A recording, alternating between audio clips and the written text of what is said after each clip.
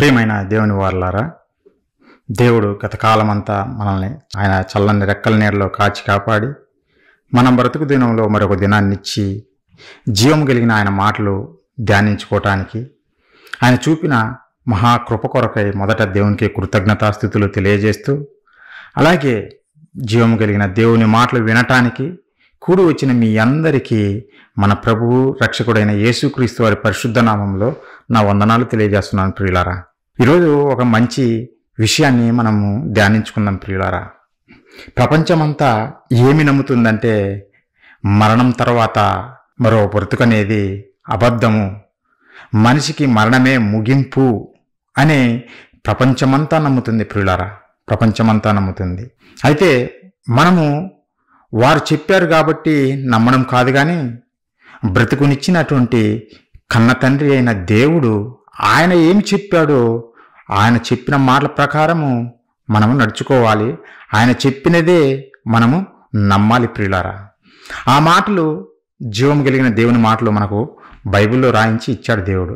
కాబట్టి బైబిల్ ధ్యానించుకొని అందులో దేవుడు ఏం చెప్పాడు, మనిషికి మరణమే ముగింపా లేదంటే మరొక బ్రతుకు ఉందా అనే విషయాలు మనము కూలంకుషంగా నేర్చుకుందాం ప్రియులారా. మొదటగా ప్రార్థన చేసుకొని ముందుకెళ్దాం ప్రియులారా. అందరూ తలలో ఉంచినట్లయితే ప్రార్థించుకుందాం. మహాపరిశుద్ధుడా, ప్రేమగల మా కన్న తండ్రి, మీ పరిశుద్ధమైన ఘనమైన శ్రేష్టమైన మీ నామానికి వందనాలు స్తోత్రాలు తండ్రి. ప్రతినిత్యము దేవా, మీ చల్లని రెక్కల నీడలో మమ్మల్ని కాచి కాపాడుతూ మా బ్రతుకు దినంలో మరొక దినాన్నిచ్చి తండ్రి, జీవము కలిగిన మీ మాటలు విని నేర్చుకోవటానికి, నాయన మీ గురించి తెలుసుకోవటానికి, మీరు మా కొరకు రాయించిన అనేక సంగతులు తెలుసుకోవటానికి మా పట్ల చూపిన కృప కొరకై మీకు కృతజ్ఞతలు తండ్రి. కొన్ని మాటలు తండ్రి, మీరు మా కొరకు రాయించినటువంటి మహాజ్ఞాన గ్రంథమైన బైబిల్లో నుంచి మనిషికి మరణమే ముగింపా కాదా అనే విషయాలు ధ్యానించుకోవటానికి ప్రయత్నపడుచుండగా తండ్రి, సమయోచితమైన జ్ఞానమును నాకు ప్రసాదిస్తారని వింటున్న మీ పిల్లలకు తండ్రి విని గ్రహించి తండ్రి మీ గురించి తెలుసుకునే గొప్ప భాగ్యము ప్రసాదిస్తారని కోరుకుంటూ తండ్రి, ఈ మీటింగ్ అంతటిలో మీ సహాయము మాకు తోడుగా ఉంచి నాయన మీకు మహిమకరంగా జరిగిస్తారని వేడుకుంటూ తండ్రి, ఈ ప్రార్థన మా ప్రభువును మా రక్షకుడును మీ ప్రియకుమారుడైన క్రీస్తు వారి అతి శ్రేష్టమైన నామములో అడిగి వేడుకొనుచున్నాము తండ్రి, ఆమేన్. ప్రియులారా, మనిషికి మరణమే ముగింప అనే విషయం మనము ధ్యానించుకున్నాం ప్రియులారా. బైబిల్లో నుంచి దేవుడు మనకేం చెప్పాడు అనే మనము ఆలోచించి తెలుసుకుందాం ప్రియులారా. మనిషి ఈరోజు భూమి మీద వారు నమ్ముతున్నది ఏంటంటే మనిషికి మరణమే ముగింపు. ఎందుకంటే మనకంటే ముందు ఎంతోమంది వచ్చారు ఈ లోకానికి, మరలా తిరిగి వెళ్ళిపోయారు, ఈ లోకంలో లేరు, చనిపోయారు, కోట్ల కొలదిగా పుట్టారు, అదే విధంగా వచ్చిన వారు మరలా తిరిగి వెళ్ళిపోయారు. అలాగే ఇప్పుడున్న ఈ తరంలో మనమున్నాము, మనము పుట్టాము, మనము కూడా వెళ్ళిపోతాము ఒకరోజు. ఇక రాబోయే తరాల్లో కూడా మనం చూస్తే వాళ్ళు వస్తారు పోతారు. మనిషి పుట్టటము గిట్టుట కొరకే అన్న విధంగా లోకం చెబుతుంది ప్రియులారా. మనిషి పుట్టేది ఎందుకనంటే చనిపోవడం కొరకే అని లోకం నమ్ముతుంది ప్రియులారా. ఒకవేళ మనిషి పుట్టేది మరణించడం కొరకే అయితే మరి పుట్టడం ఎందుకు ప్రియులారా, మరి జన్మించడం ఎందుకు అని మనకు ప్రశ్న రావచ్చు ప్రియులారా. రావాలి ప్రియులారా. ఎందుకంటే మనము మరణించడం కొరకే భూమి మీదకి వస్తే అలాంటప్పుడు పుట్టకుండా ఉంటేనే మంచిది. వాస్తవం తెలియక లోకము పొరబడుతుంది. ఎన్నో విషయాలు ఈ సమాజము అపార్థం చేసుకుంటుంది, అర్థం చేసుకోలేకపోతుంది. ఎందుకంటే వారిలో దేవుని జ్ఞానము లేదు గనుకనే ప్రియులారా వీళ్ళల్లో ఇలాంటి అపోహాలు ఉంటున్నాయి ప్రియులారా. వీరు మహాజ్ఞానము తెలుసుకోలేకపోతున్నారు ప్రియులారా. అయితే వాస్తవం ఏందనేది మనము బైబిల్లో నుంచి ధ్యానించుకుందాం. బైబిల్లోకి వెళ్లే ముందు లోకము ఏ విధంగా, మరణించిన తర్వాత మనిషి ఏమైపోతాడు, లేదంటే మరణించిన తర్వాత మనిషి బ్రతుకు ఏంటిది, మనిషి జీవితం ఎలా ఉంది అనే దాని గురించి ఈ లోకం ఏం చెప్తుందో కొన్ని విషయాలు మీతో పంచుకుంటాను ప్రియులారా. చాలామంది ఏమంటారంటే ప్రియులారా, జన్మ తర్వాత మరొక జన్మ ఉంది, వాళ్ళు మరణించినా కూడా మరలా జన్మ ఉంది, అయితే జన్మ తర్వాత మరొక జన్మ, 7 జన్మలు ఉన్నాయి మనిషికి అని చెబుతున్నారు పిల్లారా. ఆ విధంగానే కొంత దాన్ని సపోర్ట్ చేస్తూ కొంతకాలం ముందు ఏం జరిగిందంటే, ఒక పాప నంద్యాలలో పుట్టిన పాప ప్రియులారా, ఆ అమ్మాయి ఏం చెప్పిందంటే, నేను పోయిన జన్మలో దలైలామాకు భార్యగా ఉన్నాను, ఈ జన్మలో నేను ఇక్కడ పుట్టాను అని ఆ పాప చెప్పడము న్యూస్ ఫాలో అయ్యే వాళ్ళు చూసింటారు పిల్లలారా. ఇది న్యూస్లో చాలా వైరల్ అయింది. దలైలామా కూడా ఏమన్నాడంటే, అవును ఆ పాప పోయిన జన్మలో నాకు భార్య అని ఆయన కూడా ఒప్పుకున్నాడు పిల్లారా. విచిత్రం ఏమిటో తెలుసా, తర్వాత కొంతమంది సంఘ సంస్కర్తలు ఆ పాప దగ్గరికి వెళ్ళి వాళ్ళు ప్రశ్నలు అడిగినప్పుడు ఆ పాప చెప్పినది ఏంటంటే, మా తల్లిగారు ఏం చెబితే అదే నేను చెప్పాను అని చెప్పేసరికి అందరూ విస్తురుపోయారు పిల్లారా. అది వాస్తవం. చిన్న పాప ఏం తెలుసు, ఏం తెలియదు, తల్లిదండ్రులు ఏం నేర్పుతారో అదే ఆ పాప పలుకుతుంది. కాబట్టి అది అవాస్తవం అనే సంగతి మనకు అర్థమైపోయింది. తర్వాత ఆ పాపను స్కూల్కి పంపించడం మొదలుపెట్టారు పిల్లారా.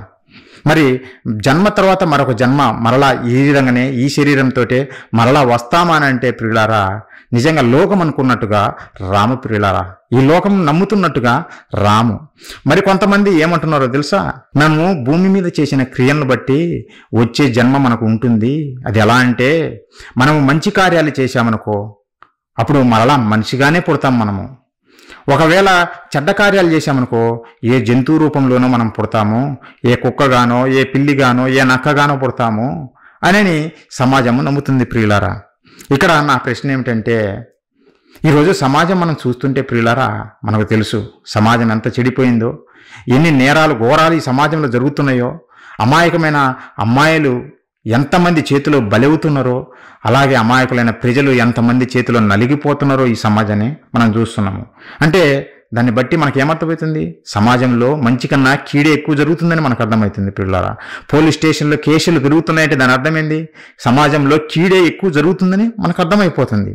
అలాంటప్పుడు పిల్లలారా, కీడు చేసిన వారు మరొక జన్మలో జంతువులుగానే పుడతారు అని అంటే, మరణించిన తర్వాత మరలా వాళ్ళు జంతువులుగా వస్తారు అని అంటే ప్రియులారా, ఈరోజు ఈ భూమి మీద ఉండవలసింది జంతువులు, మనుషులు కాదు ప్రియులారా, మనుషులు కాదు. ఎందుకంటే అందరూ చెడిపోయిన వారే, అందరూ చెడ్డ కార్యాలు చేసేవారే.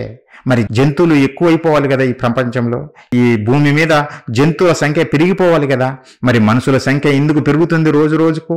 ఈ రోజుకి మన ప్రపంచ జనాభా చూస్తే సుమారు 850 కోట్ల ప్రజలు ఉన్నారు పిల్లారా. 850 కోట్ల ప్రజల దాకా ఈ ప్రపంచంలో ఉన్నారు.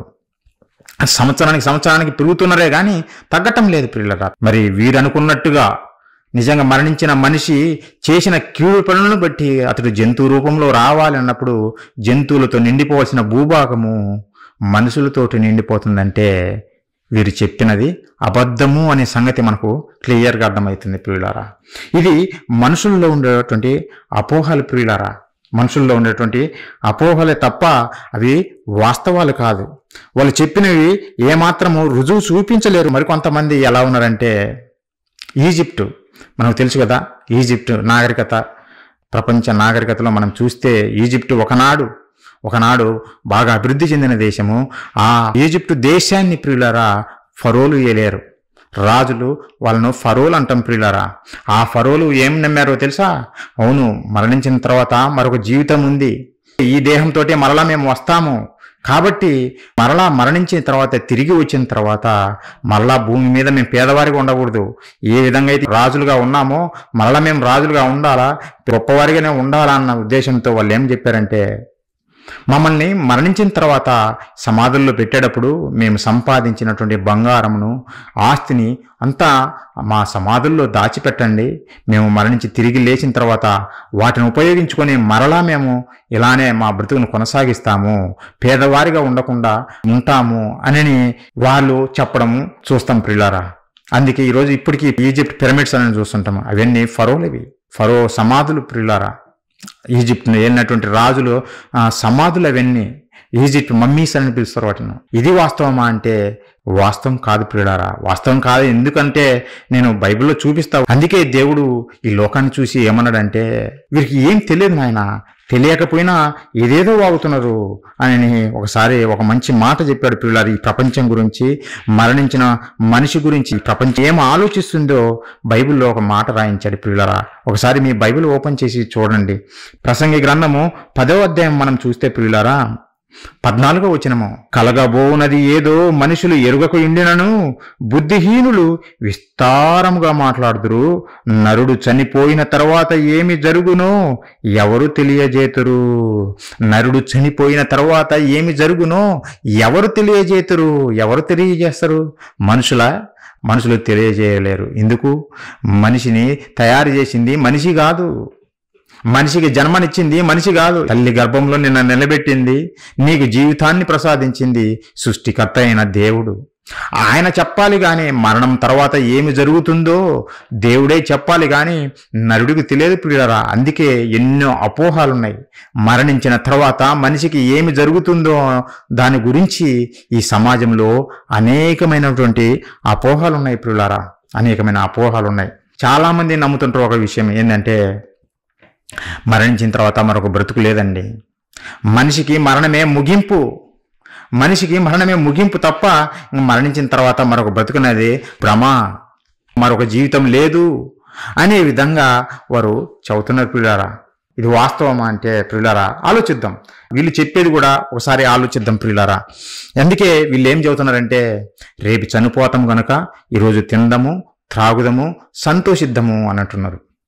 ఎలాగూ మనం చనిపోతాము. ఎందుకంటే ఇప్పటి వరకు మనం చూస్తే భూమి మీద పుట్టుకొచ్చిన వారు ఎవరు నిలబడలేదు, వారు వెళ్ళిపోవాల్సిందే ఏదో ఒక రోజు. కాబట్టి ఈ భూమి మీద ఉన్నప్పుడే మనం ఏం చేయాలంటే ఎంజాయ్ చేద్దాం, తిందాం, త్రాగుదాం, ఎంజాయ్ చేద్దాం అని నమ్ముతున్నారు పిల్లల జనాలు. బైబిల్లో దేవుడు రాయించాడు. ఒకసారి చూడండి, మీ బైబిల్ ఓపెన్ చేసి ఒకసారి చూడండి పిల్లల. కొరింథీయులకు రాసినటువంటి మొదటి పత్రిక 15వ అధ్యాయము. దేవుడు రాయించాడు ఈ విషయాలన్నీ. ఎందుకంటే నరుల హృదయాలను ఎరిగినటువంటి దేవుడు మన కన్న తండ్రి. ఆయనకు తెలుసు మనం ఏం ఆలోచిస్తున్నామో.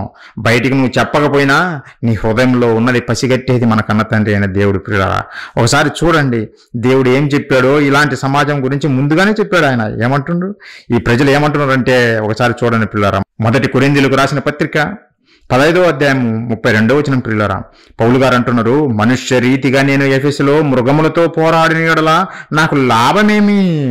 నేను ఎఫెసులో ఉన్నటువంటి మృగములతో పోరాడాను అంటే జంతువులతో అని కాదు, కానీ మృగము లాంటి స్వభావం కలిగిన మనుషులతో నేను పోరాడాను. దేనికోసము? మరణించిన తర్వాత మరొక బ్రతుకు ఉంది అని తెలియజేయడం కొరకు నేను వారితో వాదించడము, తర్కించడం చేశాను, వారితో పోరాడాను.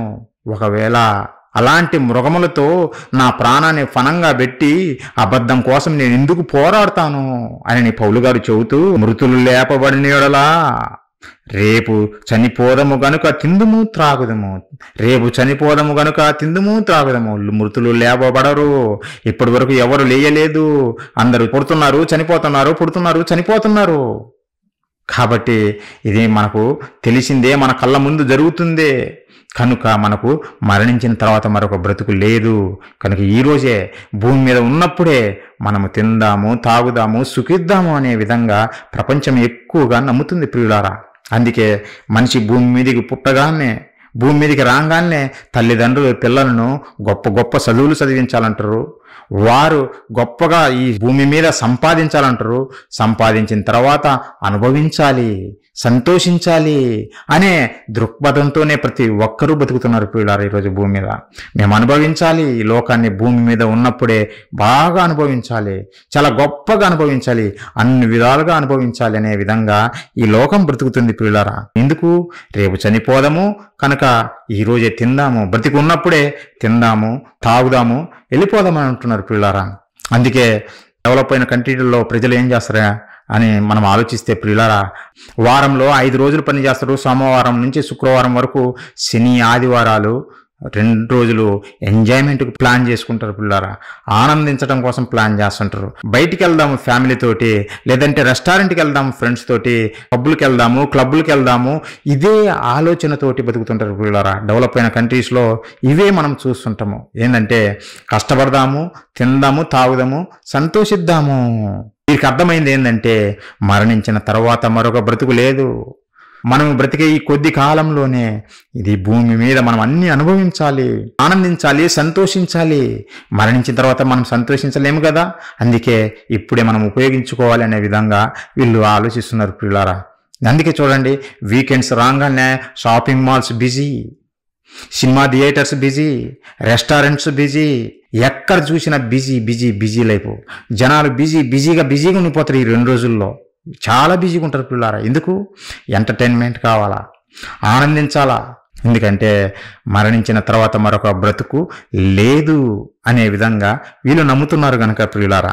అంతేకాదు ప్రియులారా, విచిత్రమైన తెలుసునా, దేవుని నమ్ముతున్నాము అని చెప్పేవారు కూడా ఇదే మనకు బ్రతుకు, ఈ భూమి మీదనే మన బ్రతుకు, కాబట్టి ఇక్కడే మనం సంతోషించాలి అనే విధంగా వాళ్ళు ప్రవర్తిస్తున్నారు ప్రియులారా. నేను అబద్ధంగా చెప్పేది, బైబిల్లో మీకు చూపిస్తా, వాస్తవాలు చూపిస్తా. నిజంగా మనుషులు ఎలా ఉన్నారో తెలుసునా, ఆనాటి నుండి ఈనాటి వరకు ఎలా ఉన్నారో తెలుసునా, మనుషులు ఈ భూమి మీద ఎలా బతుకుతున్నారో తెలుసా? యేసుక్రీస్తులు వారు చెప్పారు. ఒకసారి చూడండి ప్రియులారా, ఒకసారి చూడండి ఈ మానవుల యొక్క మనస్తత్వం ఎలా ఉంది, వారు ఎలా ఉన్నారు అని మనం ఆలోచిస్తే ప్రియులారా, దేవుడు చెబుతున్నాడు, యేసు ప్రభులు వారు ఏం చెబుతున్నారంటే తన రాకడ గురించి చెబుతూ, తన రాకడ ఎలా ఉంటుంది, ఎలాంటి సందర్భంలో ఆయన మరలా తిరిగి భూమి మీదకి తన ప్రజలను తీసుకుని వెళ్ళటానికి వచ్చే టయానికి ఎలా ఉంటుంది ఈ లోకం అని చెబుతూ, లోకా సువార్త 17వ అధ్యాయము 27-28 వచనాలు ప్రియులారా, ఒకసారి చదవండి. నోవాహు ఓడలోనికి వెళ్ళిన దినము వరకు జనులు తినుచు త్రాగుచు పెళ్ళాడుచు పెళ్లికియబడుచు ఉండిరి. నోవాహు ఓడలోనికి వెళ్లే దినం వరకు, అంటే నోవాహు జలప్రలయం కాలంలో ప్రియులారా జనులు ఏ విధంగా ఉన్నారో యేసుక్రీస్తుల వారు చెబుతున్నారు. ఎలా ఉన్నారంటే తినడము, త్రాగడము, పెళ్లి చేసుకోవడము, పెళ్లికియడము, ఇదే తప్ప రెండో ఆలోచన లేదు, రెండో ధ్యాస లేదు ప్రియులారా.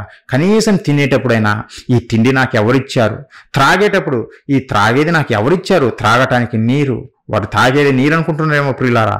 త్రాగకూడనే తాగుతున్నారు, తినకూడనే తింటున్నారు, శరీరానికి సుఖపెట్టడం మొదలుపెట్టారే తప్ప నిన్ను సుఖపెట్టినటువంటి సృష్టికర్తవైన దేవుణ్ణి జ్ఞాపకం చేసుకోలేదు ప్రియులారా.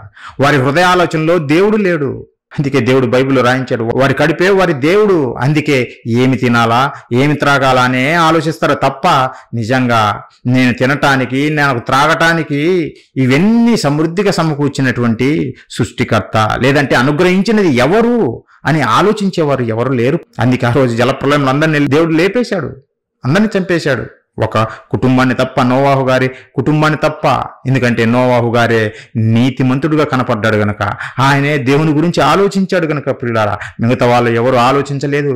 మరి లోతు కాలంలో చూస్తే, లోతు కాలంలో జనాలు ఎలా ఉన్నారు అని చూస్తే ప్రియులారా 28వ వచనం చూడండి. లోతు దినములలో జరిగినట్టును జరుగును. ఏం జరిగింది లోతు దినములలో? జనులు తినుచు త్రాగుచు కొనుచు అమ్ముచు నారు నాటుచు ఇల్లు కట్టుచూ నుండిరి. ఇక్కడ కూడా జనులు ఎప్పుడైనా ఏ కాలంలోనైనా మనిషి చేసేది ఇదే ప్రియులారా. తినడము, త్రాగడము, కొనడము, అమ్మడము, వ్యాపారం చేయడము, అంతా పొట్టకే ప్రియులారా, అంతా కడుపుకే. అందుకే దేవుడు వారి కడుపే వారు దేవుడు. కోటి విద్యలు కూటి కొరకు, ఈ భూమి మీద పుట్టుకొచ్చిన విద్యలన్నీ ఈ కూటి కొరకే, ఈ కడుపు నింపడం కొరకే. అంతే తప్ప ఆ కడుపు నింపే దేవుణ్ణి మాత్రం పక్కన పెట్టేసింది సమాజం, ఎప్పుడో పక్కన పెట్టేసింది. ఇప్పటికీ ఆలోచించటం లేదు ప్రియులారా, ఇప్పటికీ ఆలోచించటం లేదు.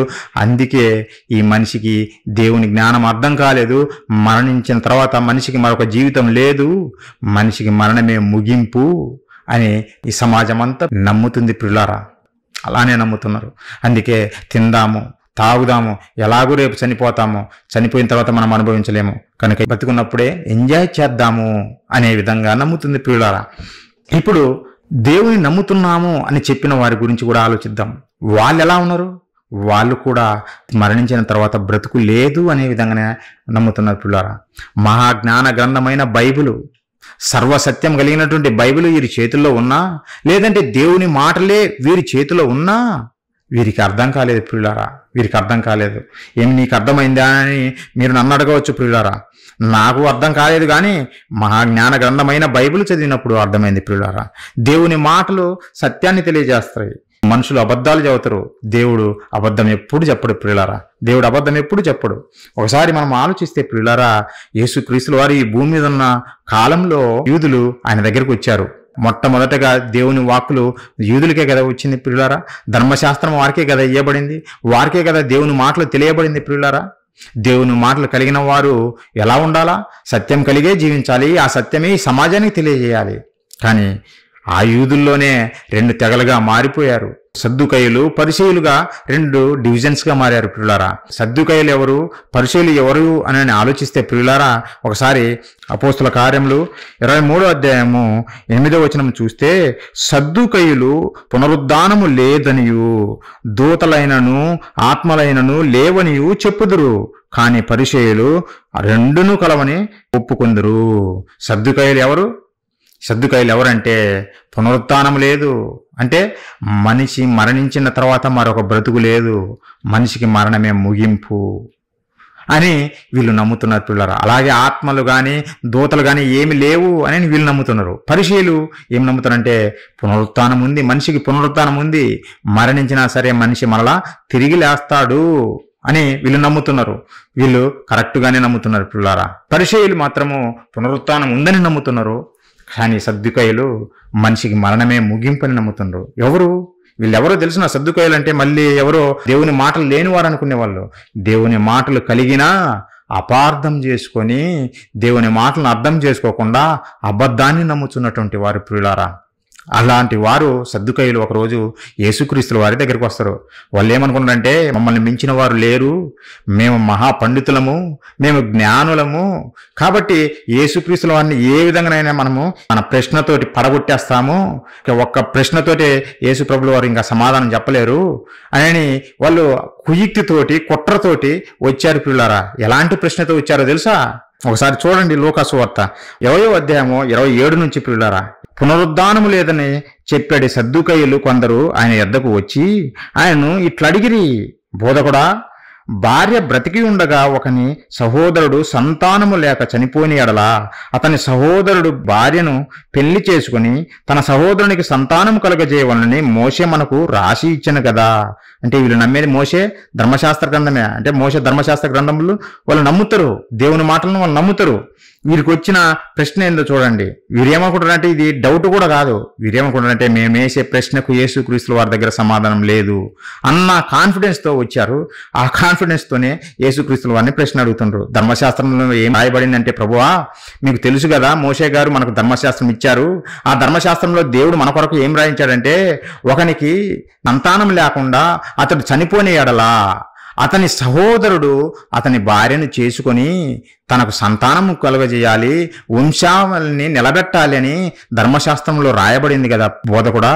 అయితే మా ప్రశ్న ఏంటంటే, ఒక వ్యక్తి ఉన్నాడు, ఆ వ్యక్తి పెళ్లి చేసుకొని పిల్లలు కనకుండానే మరణించాడు, అతనికి 7 సహోదరులు ఉన్నారు.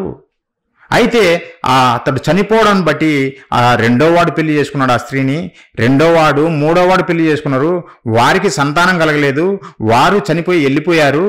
అలా 7 చనిపోయారు. వంశావళి నిలబెట్టడానికి పిల్లలు కనకుండానే చనిపోయారు 7. చివరికి ఆ స్త్రీ కూడా మరణించింది. ఇప్పుడు మీరు పునరుద్ధానం ఉందని చెబుతున్నారు కదా, అంటే మనిషి మరణించిన తర్వాత తిరిగి లేస్తాడు అని అంటున్నారు కదా. సరే, మీరు చెప్పిన ప్రకారమే తిరిగి లేచారనుకో, ఈ 7 లేస్తారు, ఈ స్త్రీ కూడా లేస్తుంది. అప్పుడు ఈ స్త్రీ ఎవరికి భార్యగా ఉంటుంది? ఆమె భూమి మీద ఈ 7 భార్యగా ఉంది కదా.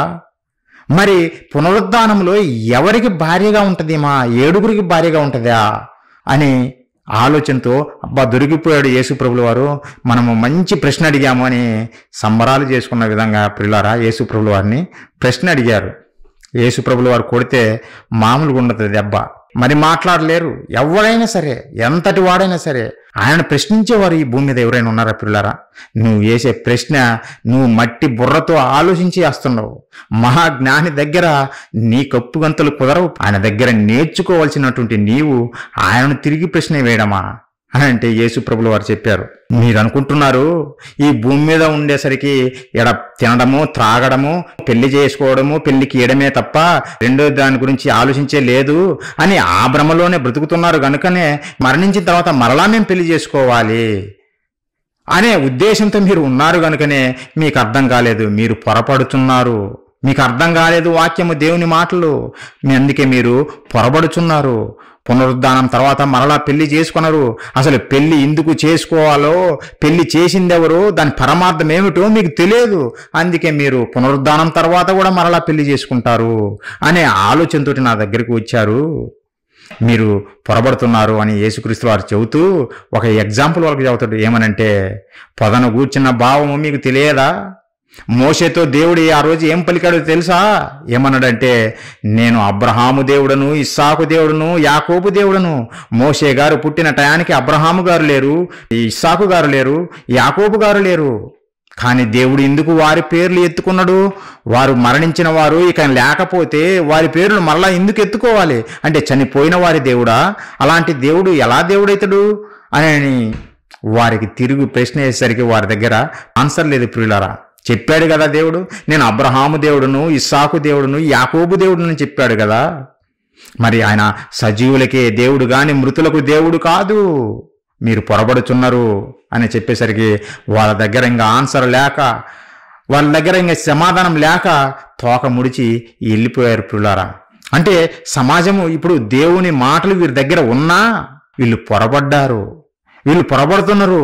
అంటే మనిషి భూమి మీద బ్రతికినంత కాలమే జీవితము, దీని తర్వాత మరొక జీవితం లేదు అనే ఉద్దేశంతో వచ్చి వీళ్ళు ఈ ప్రశ్న అడిగారు. ప్రియులారా, ఈ ప్రశ్న అడిగారు. అప్పుడు యేసుప్రభులు వారు చెప్పొచ్చు కదా, ఒకవేళ మరణించిన తర్వాత మరొక బ్రతుకు లేదన్నప్పుడు, అవును మీరు అన్నది కరెక్టే, మరణించిన తర్వాత ఇంకా మరొక బ్రతుకు లేదని చెప్పొచ్చు కదా. అలా చెప్పలేదే యేసుప్రభులు వారు, అలా చెప్పలేదు.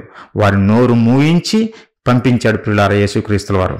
మీరు ఆ మాటలు చదివితే మీకు అర్థమవుతుంది. ఒకసారి చూడండి 34 నుంచి. అందుకు యేసు, ఈ లోకపు జనులు పెళ్లి చేసుకుందరు, పెళ్లికి ఇయ్యబడుదురు, కానీ పరమున మృతుల పునరుద్ధానము పొందుటకు యోగ్యులని ఎంచబడిన వారు పెళ్లి చేసుకొనరు, పెళ్లికి ఇయ్యబడరు. వారు పునరుత్థానములు పాలువారయుండి దేవదూత సమానులను దేవుని కుమారులై ఉందురు కనుక వారికను చావనేరరు అని యేసుక్రీస్తుల వారు చెప్పేసరికి వారు తోక ముడిచి వెళ్ళిపోయారు. ప్రియులారా, నిజంగా యేసుక్రీస్తుల వారు మహాజ్ఞాని. ఆయనకు ప్రశ్న వేసి నిజంగా ఆయన చిక్కులు పెట్టడమా ఎవరి తరము కాదు. ప్రియులారా, ఈ మాటలు ఎందుకు చెప్తున్నానంటే, ఎందుకు చూపిస్తున్నానంటే, అంటే దేవుని మేము నమ్ముతున్నాము, దేవుని మాటలు మా దగ్గర ఉన్నాయి అని చెప్పేవారు కూడా నిజంగా మనిషికి మరణమే ముగింపు అన్న విధంగా నమ్ముతున్నారు ఈ సద్దుకయ్యలు. చూడండి ప్రియులారా, ఆలోచించండి. మరి క్రైస్తవులు సర్వసత్యము చేతుల్లో ఉన్నా, దేవుడు సర్వసత్యాన్ని బైబిల్ చేతిలో పెట్టినా వీరు ఎలా నమ్ముతున్నారో తెలిసిన, వీరిది కూడా అలానే ఉంది ప్రియులారా. వీళ్ళు చెప్పకపోవచ్చు కానీ, వీరు నోటితో చెప్పకపోవచ్చు కానీ వారి ప్రవర్తన చూస్తుంటే, వారి ఆలోచన విధానం చూస్తుంటే మనిషికి ఈ భూమి మీద ఉండే జీవితము, ఇంకా మరణించిన తర్వాత మరొక జీవితం లేదు. కాబట్టి ఈ భూమి మీద ఉన్నప్పుడే మనము ఆశీర్వాదాలు కుమ్మరించుకోవాలా, దేవుని అడిగి జాబును ఇప్పించుకోవాలా, దేవుని అడిగి అన్ని భూమి మీద మనం అనుభవించేసేయాలా అని దేవుని దగ్గరికి వస్తున్నటువంటి క్రైస్తవులను మనం చూడొచ్చు ప్రియులారా. నిజంగా అందుకే దేవుడు బాధపడుతూ పౌలు గారి ద్వారా ఒక మంచి మాట రాయించాడు బైబిల్లో ప్రియులారా. ఒకసారి చూడండి, కొరింథీయులకు రాసినటువంటి మొదటి పత్రిక 15వ అధ్యాయము 19వ వచనం ఒకసారి చూడండి ప్రియులారా. క్రైస్తవులు ఏ విధంగా ఆలోచిస్తున్నారు? వీరికి ఏమైనా అర్థమైందా?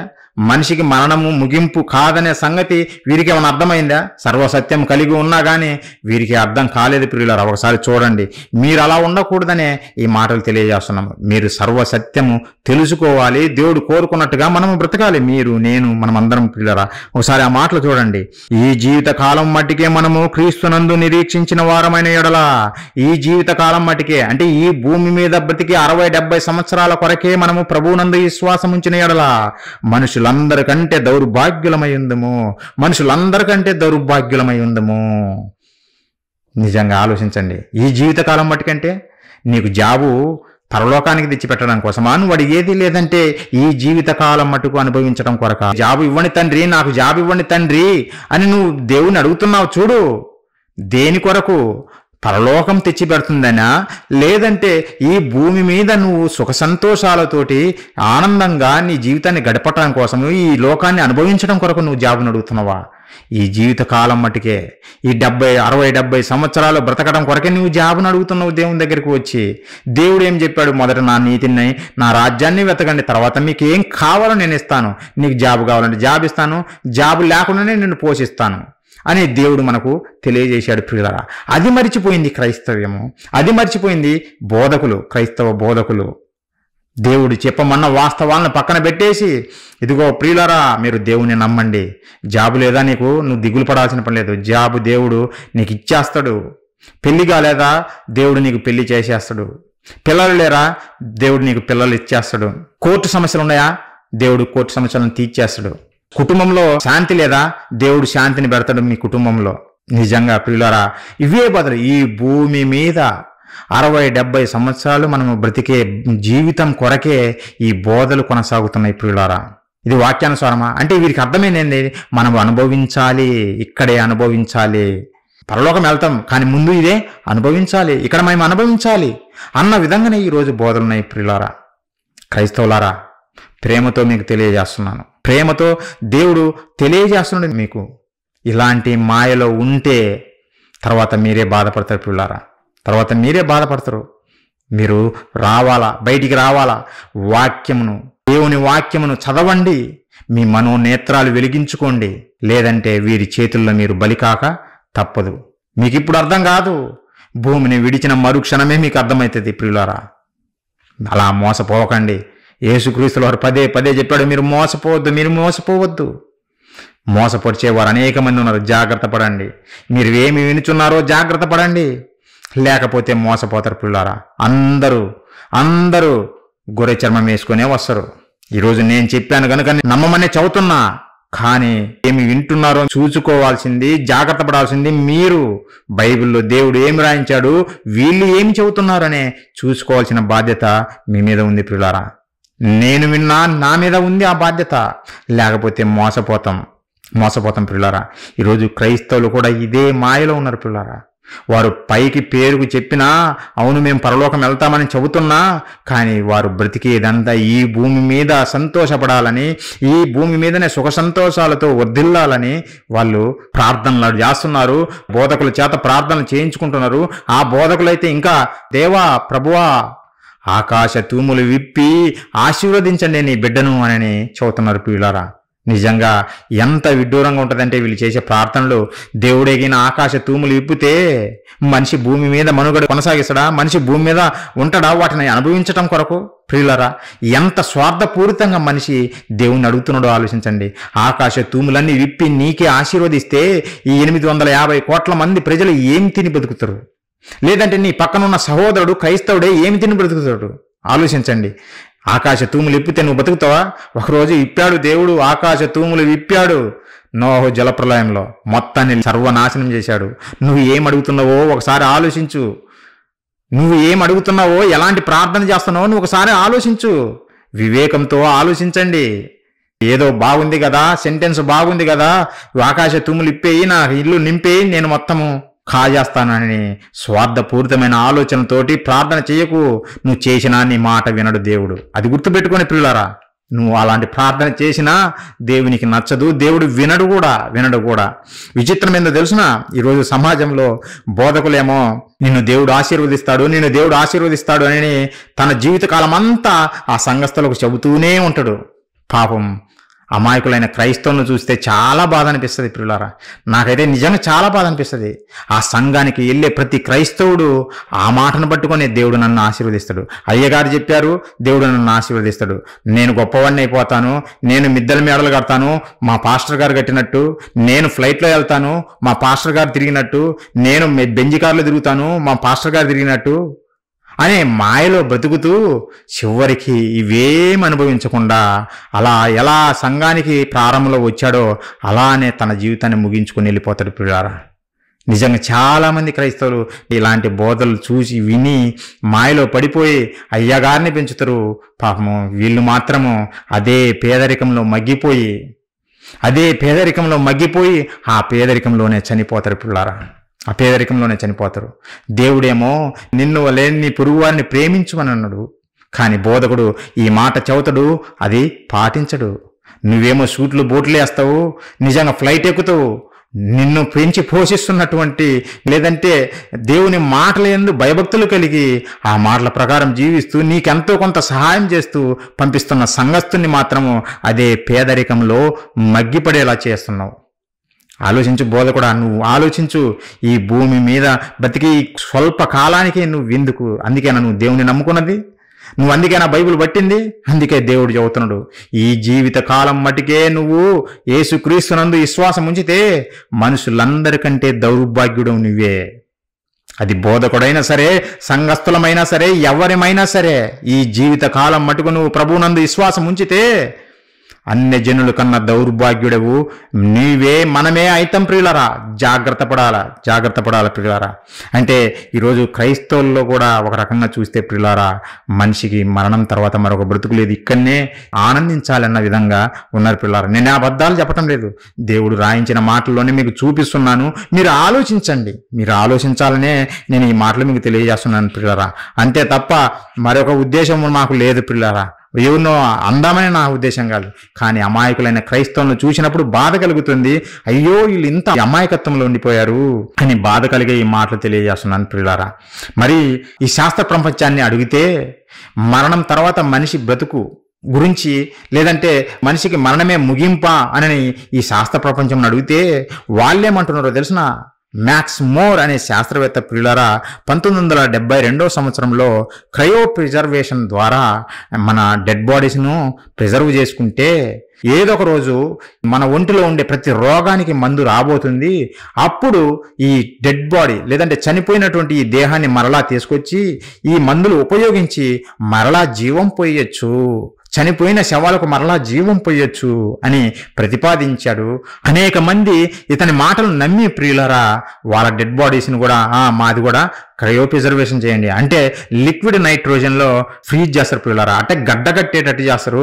అప్పుడు ఈ క్రిములు వాటి వల్ల ఏమి అది ఆ బాడీ నాశనం కాకుండా అలా గడ్డగట్టి అలానే ఉంటుంది. మరి గడ్డగట్టి అలానే పాడు కాకుంది కాబట్టి బ్రతకచ్చు, మందులు వచ్చిన తర్వాత మరలా మనం బ్రతకచ్చు అని అనుకుంటున్నారేమో ప్రియులారా. అది వల్ల పడదు. ఎందుకంటే మీరు పాఠాలు వింటుంటే మీకు అర్థమవుతుంది మనిషి ఎలా బ్రతుకుతాడో తెలుసునా, ఈ దేహాన్ని నడిపించేది ఏదో తెలుసునా? పెద్ద శక్తి ఆత్మయే జీవింపజేయుచున్నది, శరీరం కేవలం నిష్ప్రయోజనమైన ఈ దేహాన్ని నువ్వు డీప్ ఫ్రీజర్లో పెట్టినా, క్రయో ప్రిజర్వ్ చేసినా, ఆత్మ లేకపోతే నువ్వు ఈ దేహాన్ని నడిపించలేవు. అది వాస్తవం ప్రియులరా. ఆత్మ వెళ్ళిపోయింది ఎప్పుడో. నువ్వు ఆత్మను తీసుకురాగలవా? అసలు చూశావా? శాస్త్రవేత్త, నువ్వు తీసుకురాలేవు, నువ్వు చూడలేదు కూడా, నీ వల్ల కాదు. శవానికి ఈ శాస్త్రవేత్త జీవం పోయలేడు. మనిషి వలన కాదు, మనిషి వలన చనిపోయిన మనిషికి జీవాన్ని ఇవ్వడం అనేది అసాధ్యం ప్రియులరా. వారి వల్ల కాదు, వారి చేతుల్లో లేదు. కానీ మ్యాక్స్ మోర్ అనే శాస్త్రవేత్త ఏం చెప్పాడంటే క్రయో ప్రిజర్వేషన్ ద్వారా సేవ్ చేద్దాము ఈ డెడ్ బాడీస్ అన్నిటినీ. ఒకరోజు మందు కనుగొంటారు ఈ రోగాలన్నిటికీ. ఆ రోగాలన్నిటికీ మందులు కనుగొన్న తర్వాత ఆ మందులు ఉపయోగించి మనము బ్రతికిద్దాము అనే ఆలోచనతోటి అని చెప్పేసరికి అనేక మంది నమ్మి వాళ్ళ డెడ్ బాడీస్ను సేవ్ చేసుకుంటున్నారు పిల్లారా. మరికొంతమంది శాస్త్రవేత్తలు ఏమంటున్నారంటే హ్యూమన్ జీనోమ్ ప్రాజెక్ట్ ద్వారా మానవుని యొక్క జన్యు పదార్థాన్ని మనం విశ్లేషించి అందులో నిజంగా రోగానికి సంబంధించిన జన్యువులను గుర్తించి ఆ జన్యువులను గుర్తించిన తర్వాత మనం ఏం చేద్దామంటే వాటికి మందులను కనుగొందాము. అప్పుడు మనిషి మరణించకుండా అలా మనము మానవ జీవితాన్ని పెంచచ్చు, ఎక్కువ కాలం బ్రతికేటట్టు చేయొచ్చు అని వీరు నమ్ముతున్నారు పిల్లారా. మరి ఇది సాధ్యమా అంటే ఇది కూడా సాధ్యం కాదు. వీరి వలన కాదు పిల్లారా, మనిషి వలన కానే కాదు. బైబిల్లో కొన్ని మాటలు చూపిస్తాయి. ఇవి మనుషుల్లో ఉన్నటువంటి అపోహలు లేదంటే మనుషుల్లో ఉన్నటువంటి ఆలోచనలు. మనిషి మరణం తర్వాత ఏమి జరుగునో అనే దాని గురించి మనుషుల్లో ఇలాంటి ఆలోచనలు కలిగి ఉన్నారు. ఇవన్నీ మేము ముందు పెట్టాను పిల్లారా. అందుకే దేవుడు ఏమన్నాడో తెలిసిన ప్రసంగి గ్రంథం మళ్ళొకసారి ఆ మాట చదువుదాం. ఎంత గొప్పగా దేవుడు చెప్పాడో మళ్ళొకసారి ఆ మాట చదివి ముందుకెళ్దాం ప్రియులారా. ఒకసారి చూడండి, ప్రసంగి గ్రంథము 10వ అధ్యాయము 14వ వచనం చూడండి. దేవుడు ఏమంటున్నాడు? ఇలాంటి ఆలోచనలు చూసి, ఈ మనుషుల యొక్క తలంపులను చూసి ఆయన ఏం చెబుతున్నాడో మళ్ళొకసారి చదువుదాము. 14వ వచనం ప్రియులారా. కలగబోవునది ఏదో మనుషులు ఎరుగకు ఉండినను బుద్ధిహీనులు విస్తారముగా మాట్లాడెదరు. నరుడు చనిపోయిన తర్వాత ఏమి జరుగునో ఎవరు తెలియజేతురు? శాస్త్రవేత్తనా? వారి వలన కాదు. లేదంటే సంఘ సంస్కర్తల వారి వలన కాదు.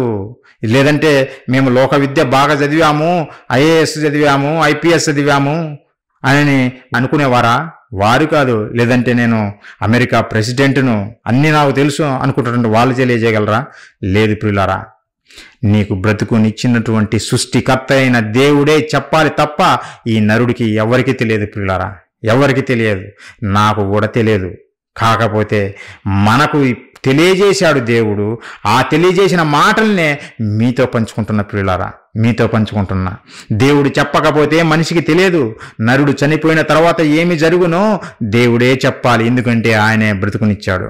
మనిషి మరణించిన తర్వాత ఏమి జరుగుతుంది, నిజంగా అసలు మనిషికి మరణం ఎలా వచ్చింది అనేది మొదటగా ఆలోచిద్దాం. తర్వాత మనిషి మరణించిన తర్వాత బ్రతుకు ఎలా ఉందా లేదా అనే విషయం కూడా మీకు తెలియజేస్తాను ప్రియులారా. మొదటగా మీకు తెలియజేయాలనుకున్నది ఏంటంటే, ఇప్పుడు లోకం ఏం నమ్మిందో, ఎలా నమ్ముతున్నారో మీ ముందు పెట్టాను. ఇప్పుడు బైబిల్లో నుంచే మనం చరిత్రలోనికి వెళ్దాం, మనిషి చరిత్రలోనికి వెళ్దాము, ప్రారంభంలోనికి వెళ్దాము. అసలు మనిషికి మరణం అనేది ఎలా వచ్చింది, అసలు మరణం అనేది ఎలా వచ్చింది అని మనం ఆలోచిస్తే ప్రియులారా, దేవుడు తన సంకల్పానుసారంగా అనేక మంది పిల్లలు నాకు కావాలి అనే ఆలోచనతోటి ప్రియులారా, దేవుడు తన స్వరూపంలో తన పోలికలో నరుని నిర్మించాడు. నేలమంటితో నరుని నిర్మించి వాని నాసికారంధ్రంలో జీవవాయువును ఊదగా నరుడు జీవాత్మ ఆయనకు ఆదామనే దేవుడు పేరు పెట్టాడు ప్రియులారా. మొట్టమొదటి మనిషి ఆవిర్భావము అదే. దేవుడు కలుగజేశాడు, నేలమంటితో ఈ దేహాన్ని చేశాడు. ఈ దేహంలోకి తనలో నుండి ఆత్మను పంపితే అప్పుడు నరుడు జీవాత్మ అయ్యాడు, కదిలే మనిషిగా ఉన్నాడు ప్రియులారా. దేవుడు కలుగజేసినటువంటి ఆదాము గారిని ఏదేను తోటలో పెట్టాడు ప్రియులారా. ఏదేను తోటను కూడా దేవుడే కలుగజేసి ఆ ఏదేను తోటలో నరుని పెట్టాడు. ఆ ఏదేను తోటను సేద్యపరచమని చెప్పాడు. అలాగే తాను కలుగజేసిన జీవరాశులన్నిటికీ ఏమి పేర్లు పెట్టాలనో ఆదాము గారికి ఆ పని అప్పజెప్పాడు దేవుడు ప్రియులారా. అప్పజెప్పినప్పుడు అప్పుడు ఒక ఆజ్ఞ ఆదాము గారికి దేవుడు ఇచ్చాడు ప్రియులారా. ఏమిటి ఆ ఆజ్ఞ అంటే, ఒకసారి బైబిల్ చూడండి, ఆదికాండము 2వ అధ్యాయము. దేవుడు ఆదాము గారికి ఇచ్చినటువంటి ఆజ్ఞ, ఒకే ఒక ఆజ్ఞ ఏమిచ్చాడో ఒకసారి చూడండి ప్రియులారా. ఆదికాండము 2వ అధ్యాయము 16-17 వచనాలు ప్రియులారా. మరియు దేవుడైన యెహోవా, ఈ తోటలోనున్న ప్రతి వృక్ష ఫలమును నువ్వు నిరభ్యంతరముగా తినవచ్చును, అయితే మంచి చెడ్డల తెలివినిచ్చు వృక్ష ఫలములను తినకూడదు. నీవు వాటిని తినుదినమున నిశ్చయముగా చచ్చెదవని నరునికి ఆజ్ఞాపించెను. దేవుడు ఆదాము గారితో చెబుతున్నారు పిల్లారా, ఆదాము, నువ్వు ఈ తోట చెట్లలో, ఈ ఏదైనా తోటలో ఉన్న చెట్ల ఫలములన్నిటిను ఏ అభ్యంతరం లేకుండా నువ్వు తిను నాయన, నువ్వు తిను. కాకపోతే ఒకే ఒక చెట్టు ఫలం మాత్రం నువ్వు తినద్దు. మంచి చెడ్డల తెలివినిచ్చు వృక్ష ఫలములను నువ్వు తినకూడదు. నువ్వు వాటిని తినుదినమున నిశ్చయముగా చచ్చెదవు. నువ్వు తినకపోతే నువ్వు చావవు. అంటే ఇక్కడ మనం ఆలోచిస్తే ప్రియులారా, అంటే ఆదాము గారు మంచి చెడ్డల తెలివినిచ్చు వృక్ష ఫలములను తింటే మరణిస్తాడు అని దేవుడు చెప్పాడు. ఒకవేళ తినకపోతే మరణించడు. ఎంతకాలము మరణించకుండా ఉంటాడు అని ఆలోచిస్తే ప్రియులారా, ఎంతవరకైతే ఆదాము గారు ఆ వృక్ష ఫలములు తినకుండా ఉంటాడో అంతవరకు మనిషి ఆదాము గారు మరణించడు ప్రియులారా. అంటే మొట్టమొదటి మనిషిని దేవుడు ఎలా చేశాడో తెలుసా? అమరత్వం కలిగిన వానిగా, నిత్యము జీవించేవానిగా దేవుడు కలుగజేశాడు ప్రియులారా. మరణం లేనివాడిగా దేవుడు సృజించాడు ప్రియులారా. అయితే ఒక ఆజ్ఞ చెప్పాడు, ఆ ఫలాలు తింటే నువ్వు మరణిస్తావు, తినకపోతే నువ్వు బ్రతుకుతావు నాయన అన్నాడు. కాకపోతే ప్రియులారా, దురదృష్టవశాత్తు ఏమి జరిగిందంటే, సాటి అయిన సహకారిగా ఉన్నటువంటి అవ్వమ్మ గారు మంచి చెడ్డల తెలివినిచ్చు వృక్ష ఫలములను కూడా చూడటానికి రమ్యముగా ఉన్నాయని చెప్పేసి నిజంగా అవి తీసుకొని ఆమె తిని కొన్నిటిని తన భర్తకైనటువంటి ఆదాము గారికి ఇచ్చింది. ఆదాము గారు కూడా వాటిని తిన్నాడు ప్రియులారా. ఒకసారి చూడండి, ఆ మాట చూడండి. 3వ అధ్యాయము ఆదికాండము 6వ వచనం ప్రియులారా. 6వ వచనము మనం చూస్తే, స్త్రీ ఆ వృక్షము ఆహారమునకు మంచిదియు కన్నులకు అందమైనదియు వివేకమునిచ్చు రమ్యమైనదినై ఉండుట చూచినప్పుడు ఆమె దాని ఫలములలో కొన్ని తీసుకొని తిని తనతో పాటు తన భర్తకు ఇచ్చెను, అతడు కూడా తినెను. ఆమె తిన్నది అవ్వమ్మ గారు తిన్నారు, అలాగే ఆదాము గారు తిన్నారు, ఇద్దరు తిన్నారు ప్రియులారా. దేవుడు ఏమో ఇచ్చాడు ఆజ్ఞ, నువ్వు పండు తిను దినమున నిశ్చయముగా చస్తావు అని చెప్పాడు. మరి దేవుడు చెప్పిన మాట నెరవేర్చాలనా నెరవేర్చకూడదా? అమరత్వం గలవానిగా దేవుడు ఆదామును సృష్టించాడు. ఒకే ఒక ఆజ్ఞ పెట్టాడు, కానీ ఆ ఒక్క ఆజ్ఞను ఆదాము గారు మీరాడు. తన భార్య చెప్పినా ఏదో ఒక విధంగా ఆజ్ఞ మీరి నిజంగా దేవుడు తినవద్దన్న ఫలాలను తిన్నారు పిల్లలు, ఇద్దరు తిన్నారు. నిజంగా దేవుడు ఎప్పటికైనా ఉన్నది ఉన్నట్టుగా చెబుతాడు ప్రియులారా. ఆయన అవునంటే అవును, కాదంటే కాదు. దేవుడు యథార్థవంతుడు. మనలాగా అబద్ధాలు చెప్పడు. మనసులో ఒకటి పెట్టుకొని బయటికి ఒకటి చెప్పడు. మన కన్నతండ్రి అయిన దేవుడు. ఆయన యథార్థపరుడు. ఉన్నది ఉన్నట్టుగానే చెబుతాడు. నువ్వు మరణిస్తావంటే మరణిస్తావు, బ్రతుకుతావంటే బ్రతుకుతావు. అంత ఖచ్చితంగా చెబుతాడు మన దేవుడు. ఆయన మాటలు అంత ఖచ్చితత్వము, అంత పవర్ఫుల్ మాటలు దేవుని మాటలు ప్రియులారా.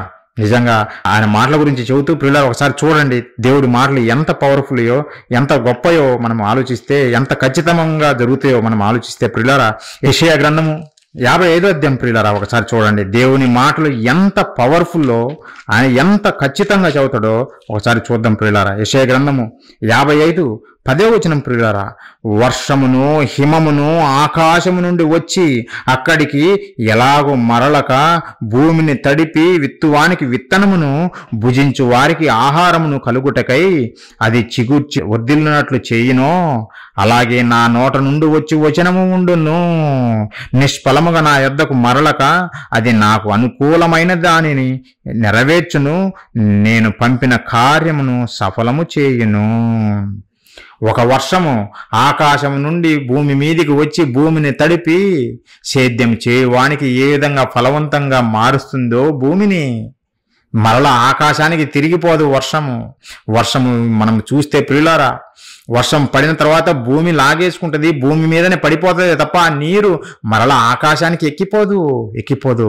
అది ఎంత వాస్తవమో, మన కళ్ళ ఎదుట జరుగుతున్న వాస్తవం అది ఎంత వాస్తవమో దేవుని మాటలు కూడా అంతే ప్రియులారా. ఆయన చెప్పాడు, నువ్వు పండు తింటే మరణిస్తావని. మరణము రావాల్సిందే ప్రియులారా. మరణము తథ్యము, ఆజ్ఞ అతిక్రమము పాపమనడు, దానినే పాపమన్నాడు ప్రియులారా. నా ఆజ్ఞను అతిక్రమించావు, అది పాపము. మొదటి యోహాను గారు రాసిన పత్రికలో చూడండి ప్రియులారా, 3వ అధ్యాయము 4వ వచనము, పాపం చేయు ప్రతివాడును ఆజ్ఞను అతిక్రమించును, ఆజ్ఞ అతిక్రమము పాపము, ఆజ్ఞను అతిక్రమించడమే పాపము. దేవుడిచ్చినటువంటి ఒకే ఒక ఆజ్ఞను ఆదాము గారు మీరారు, దానినే పాపమనడు. మరి పాపం వలన వచ్చేది ఏంటంటే జీతము, దానికి వచ్చే జీతము మరణము. అదే దేవుడు చెప్పాడు కదా, నువ్వు పండు తిను దినమున నిశ్చయముగా నువ్వు చస్తావు, ఆజ్ఞను అతిక్రమిస్తే నువ్వు చస్తావు. ఆజ్ఞ అతిక్రమం వల్ల వచ్చేది మరణం ప్రియులారా. రోమీలకు రాసిన పత్రిక 6వ అధ్యాయము 23వ వచనం ప్రియులారా, 23వ వచనము, ఏలయనగా పాపము వలన వచ్చు జీతము మరణము, పాపము వలన వచ్చు జీతము మరణము ప్రియులారా, మరణము. మరి మరణము మనిషికి ఎలా వచ్చిందో తెలుసునా? పాపము చెయ్యటాన్ని బట్టి మరణం వచ్చింది. పాపం చెయ్యకపోతే మరణం లేదు. అమరత్వం కలిగిన వానిగానే దేవుడు ఆదాము గారిని కలుగజేస్తే, కాకపోతే ఆదాము గారు పాపము చేసి మరణాన్ని కొని తెచ్చిపెట్టుకున్నాడు పిల్లారా. ఇప్పుడు మీరు అడగవచ్చు, ఆదాము గారు పాపం చేశారు, బాగానే ఉంది, మరి మేమేం చేశాము, మాకెందుకు మరణం వచ్చింది, మమ్మల్ని ఎందుకు మరణం ఏలుతుంది అని మీరు అడగచ్చు ప్రియులారా. అయితే ప్రియులారా, మనం ఎక్కడ నుండి వచ్చాము? ఆదాము గారు పాపం చేశారు, ఆయనకు మరణం వచ్చింది అని చూస్తున్నాం, బాగానే ఉంది. మరి మనం ఎక్కడి నుంచి వచ్చాము? మనము వచ్చింది ఆదాము గర్భంలో నుండే వచ్చాం ప్రియులారా. మనము ధరించుకున్న ఈ దేహము ఆదాము ధరించుకున్నటువంటి దేహంలో నుంచి వచ్చినటువంటి శరీరమే ఈ శరీరము కూడా. ఆదాము గారి దేహము అమరత్వం కలిగినదిగా ఒకనాడు ఉన్నప్పుడు పాపము చేసి మృతతుల్యమైన దేహముగా మార్చుకున్నాడు. ఆ మృతతుల్యమైన దేహములో నుంచే ఈరోజు మానవాళ్ళందరూ పుట్టకొచ్చారు ప్రియులారా. ఈ ప్రపంచ జనాభంతా, అది అమెరికా అయినా, ఆఫ్రికా అయినా, ఏషియా అయినా, యూరప్ అయినా, ప్రతి ఖండపు జనాలు, ప్రతి దేశపు జనాలు ఎక్కడి నుంచి వచ్చారంటే ఆదాము గారి నుంచి వచ్చారు పిల్లారా. మృతతుల్యమైనటువంటి దేహం కలిగినటువంటి ఆదాము గారి గర్భంలో నుంచే ప్రతి మానవాళి వచ్చారు. ఒకసారి చూడండి, అపోస్తల కార్యములు 17వ అధ్యాయము 26-27, మరియు యావత్తు భూమి మీద కాపురం ఉండుటకు ఆయన ఒకరి నుండి ప్రతి జాతి మనుషులను సృష్టించి, యావత్తు భూమి మీద, అది ఏ దేశమైనా ఈ ప్రపంచ పటంలో, ఈ భూమి మీద ఏ దేశంలోనైనా యావత్తు భూమి మీద కాపురం ఉండటానికి ఎవరిని చేశాడు? ఒకరి నుండి ఆ ఒకడు ఆదాము. ఆ ఒకరు ఆదాము గర్భంలో నుండి వచ్చిన వారమే మనమందరం ప్రియులారా. ప్రపంచ జనాభంతా ఆదాము గారి గర్భంలో నుండి వచ్చిన వారమే. అంటే మృతతుల్యమైనటువంటి దేహము కలిగినటువంటి ఆదాము గర్భములో నుంచే మనము వచ్చాము. అందుకే మనకు మరణము సంక్రమిస్తూనే ఉంది. ఆదాము గారు ఏ విధంగా పాపము చేసి మరణాన్ని కొని తెచ్చుకున్నాడో అలాగే పాపము కూడా ఈ లోకంలో ప్రవేశించి పాపం ద్వారా మరణం ప్రతి ఒక్కరిని ఏలుతుంది ప్రియులారా. పాప శరీర ఆకారమే కలిగి ఉన్నాం మనం ఈరోజు. అమరత్వం కలిగిన దేహము కాదు ఇది, పాప శరీర ఆకారము, లేదంటే మృతతుల్యమైనటువంటి ఆ శరీరం ఇది. ఇక్కడ మీకు ఒక డౌట్ రావచ్చు ప్రియులారా. సరే, ఆదాము గర్భం నుండి మనం అందరం వచ్చాము. మరి మరియమ్మ గారు, యేసు క్రీస్తుల వారికి భూమి మీద జన్మనిచ్చినటువంటి మరియమ్మ గారు ఆదాము గర్భం నుండి వచ్చిన స్త్రీనే కదా. మరి ఆదాము గర్భంలో నుంచి వచ్చినటువంటి మరియమ్మ గర్భంలో నుంచి వచ్చినటువంటి యేసు క్రీస్తుల వారిది దేహము పాప శరీర ఆకారమేనా, పరిశుద్ధ శరీరమా, పరిశుద్ధమైనటువంటి దేహమా అని మీకు డౌట్ రావచ్చు పిల్లరా. చాలామంది ఇక్కడ కన్ఫ్యూజ్ అయిపోతారు. చాలామంది యేసు క్రీస్తుల వారు పరిశుద్ధమైన దేహము ఆయన పాపము చేయడానికి వీలు లేనటువంటి శరీరం కాదు, ఆయన శరీరము పరిశుద్ధమైన దేహము కనుకనే ఆయన పాపం చేయలేదు అని చాలా తక్కువగా చూపించారు ప్రియులారా యేసుక్రీస్తుల వారి గురించి. వాస్తవం తెలియకుండా యేసు ప్రభుల వారిని చాలా తక్కువగా, చాలా చిన్న చూపుతో ఈ క్రైస్తవులే చూపిస్తున్నారు. ఆయనకు నిజంగా పాప శరీర ఆకారం ఉంటే ఆయన కూడా పాపం చేసేవాడేమో, దేవుడు అందుకే ఆయనకు పరిశుద్ధమైన దేహాన్ని ఇచ్చాడు. ఆయనని ఒక రేషనల్ లేకుండా, లేదంటే ఒక ఆధారం లేకుండా మాట్లాడుతున్నారు పిల్లరా. నిజంగా మనుషులు పొరపడుతున్నారు, బోధకులు పొరపడుతున్నారు చాలామంది పిల్లరా. ఈ విషయంలో ఎలా అన్నో తెలియజేస్తారు పిల్లరా. ఆదాము గర్భంలో నుంచే మనం వచ్చాము, అలానే ఆదాము గర్భంలో నుంచే మరియమ్మ గారు కూడా వచ్చారు. మరి యేసుక్రీస్తుల వారు శరీరం ధరించుకున్నది ఎక్కడ? కన్యక మరియమ్మ గర్భంలోనే ఈయన శరీరాన్ని ధరించుకున్నాడు పిల్లారా. ఈయన కూడా యేసుక్రీస్తుల వారు మనం నమ్మినటువంటి మన ప్రభువుల వారు, మన దేవుడు యేసుక్రీస్తుల వారు శరీరం ధరించుకున్నది తల్లి మరియమ్మ గర్భంలోనే. ఆమె శరీరము కూడా పాప శరీరాకారమే. మరి యేసుక్రీస్తుల వారిది ఏ శరీరము? యేసుక్రీస్తుల వారిది కూడా పాప శరీర ఆకారమే. మనలాంటి దేహమే యేసుక్రీస్తుల వారు ధరించుకున్నారు తప్ప ఆయనకు సపరేట్గా ఏదో పరిశుద్ధమైన దేహము, ఇంకా పాపం చేయటానికి వీలు లేనటువంటి దేహము అలాంటి దేవుడు అమర్చాడు కనుక ఆయన పాపం చేయలేదు అని మీరు అనుకుంటున్నారేమో ప్రియులారా. కాదు, మీరు పొరపడుతున్నారు. యేసుక్రీస్తుల వారు ధరించుకున్నది కూడా మనలాంటి పాప శరీర ఆకారమే. మనలాంటి నిజంగా పాపపు కోరికలు, పాపపు ఆలోచన కలిగించేటటువంటి దేహాన్ని ఆయన ధరించుకున్నాడు. ఒకసారి బైబిల్ చూడండి. బైబిల్లో దేవుడు చెప్పిన ఏం మీకు తెలియజేస్తున్నా. అబద్ధాలు చెప్పాల్సిన పని లేదు. ఆలోచించే విధానం వీరికి తెలియకనే పొరపడుతున్నారు పిల్లారా. యేసుక్రీస్తుల వారిని చాలా చిన్నగా చూపిస్తున్నారు. నిజంగా ఒకసారి చూడండి. హెబ్రీయులకు రాసిన పత్రిక 2వ అధ్యాయం మనం చూస్తే పిల్లారా 16-17 వచనాలు. ఏలయనగా ఆయన ఎంత మాత్రమును దేవదూతల స్వభావము ధరించుకొనక, ఎవరు? యేసుక్రీస్తుల వారు. ఆయన ఎంత మాత్రమును దేవదూతల స్వభావమును ధరించుకొనక అబ్రహాము సంతాన స్వభావమును ధరించుకొని ఉన్నాడు. అబ్రహాము సంతాన స్వభావము. అబ్రహాము సంతానం ఎవరు? ఇస్సాకు గారు వాగ్దాన పుత్రుడైతే ఆయన గర్భం నుంచి వచ్చిన వారు. యాకోబు గారైతే యాకోబు నుంచి వచ్చిన వారు ఇశ్రాయేలు ప్రజలుగా పిలువబడ్డారు. 12 గోత్రాలు పిల్లలారా. అంటే ఎవరైనా సరే అబ్రహాము గర్భం నుంచి వచ్చినటువంటి ప్రతి మనుషుడు ఎలాంటి దేహము? అబ్రహాము గారు వచ్చింది ఎవరి గర్భం నుంచి? మనం మరలా వెనక్కి వెళ్తే ఆదాము గారి నుంచే. అబ్రహాము గారు ధరించుకున్నది పాప శరీరాకారమే, ఆయన సంతానము ధరించుకున్నది పాప శరీరాకారమే. మనలాంటి పాపము చేసేటువంటి అవకాశం కలిగినటువంటి శరీరాన్నే యేసుక్రీస్తుల వారు ధరించుకున్నారు పిల్లరా. క్లియర్గా దేవుడు రాయించాడు ఇక్కడ. మళ్ళీ ఒకసారి చదువుతూ చూడండి. ఎలయనగా ఆయన ఎంత మాత్రమును దేవదూతల స్వభావమును ధరించుకొనక అబ్రహాము సంతాన స్వభావమును ధరించుకొని ఉన్నాడు. కావున ప్రజల పాపములను పరిహారము కలుగజేయుటకై దేవుని సంబంధమైన కార్యములలో కనికరమును నమ్మకమును గల ప్రధాన యాజకుడు నిమిత్తము అన్ని విషయములలో ఆయన తన సహోదరుల వంటి వాడు కావలసి వచ్చెను. ఆయన తన సహోదరుల వంటి వాడు కావలసి వచ్చెను. మనలాగనే జన్మించాడు ఆయన, మనలాగానే జన్మించాడు పిల్లారా. మనలాగంటే మరలా స్త్రీ పురుషుల కలయికని కాదు, మరలా మిస్అండర్స్టాండింగ్ చేసుకునేవారు. ఆయనకు వచ్చిన దేహము కూడా మనలాంటి పాప శరీర ఆకారమే. మనలాగనే ఆకలి దప్పులు ఉన్నాయి ఆయనకు. మనలానే మనలో కూడా ఎలాంటి కోరికలు కలుగుతాయో అలాంటి కోరికలు కలిగించే దేహము కలిగి ఉంది పిల్లారా. యేసుక్రీస్తుల వారు అలాంటి దేహాన్ని కలిగి ఉన్నాడు. మరి యేసుక్రీస్తుల వారు ఎలా పరిశుద్ధుడయ్యాడు అని మీకు డౌట్ రావచ్చు. పరిశుద్ధుడు కదా యేసుక్రీస్తుల వారు, ఆయన పవిత్రుడు కదా, మరి ఎలా పరిశుద్ధుడయ్యాడు ఆయన అని మీరు అడగచ్చు ప్రియులారా. ఆయన పరిశుద్ధుడే, ఆయన పవిత్రుడు, ఆయన రక్తము నిష్కలంకమైనది, ఏ అపరాధం ఆయన లేదు ప్రియులారా, ఏ అపరాధము లేదు. ఎలా లేదు అని అంటే ప్రియులారా, ఆయన పాపము చెయ్యలేదు గనుక, యేసుక్రీస్తుల వారు పాపము చెయ్యలేదు గనుకనే ఆయన పవిత్రుడు, పరిశుద్ధుడు. మనమేం చేస్తున్నాము? మనము పాపము చేస్తున్నాము, చెయ్యరాని కార్యములు మనము చేస్తున్నాము. యేసుక్రీస్తుల వారు చెయ్యలేదు. మనలాంటి దేహం ఆయన కలిగి ఉన్నను. ఆలోచించండి, ఎంత గొప్పగా ఆయన బ్రతికాడు భూమి మీద, మీరు ఆలోచించండి. కానీ ఈ సమాజము లేదంటే ఈ క్రైస్తవులు చాలా తక్కువగా చూపిస్తున్నారు యేసుక్రీస్తుల వారిని. నిజంగా ప్రియులరా, ఒక మందు బాటలు నీ ఇంట్లో లేదు కనుక నేను తాగలేదు, నేను చాలా వండర్ఫుల్, నేను గ్రేట్ అనడం గొప్పనా? అలా కాకుండా నీ ఇంట్లోనే వందల కొలది మందు బాటిల్స్ లేదంటే బీరు బాటిల్స్ ఉన్నా కానీ నువ్వు ముట్టకుండా నిలబడము, అది గొప్పతనం. ఆలోచించండి, ఏది గొప్పతనం ప్రియులరా?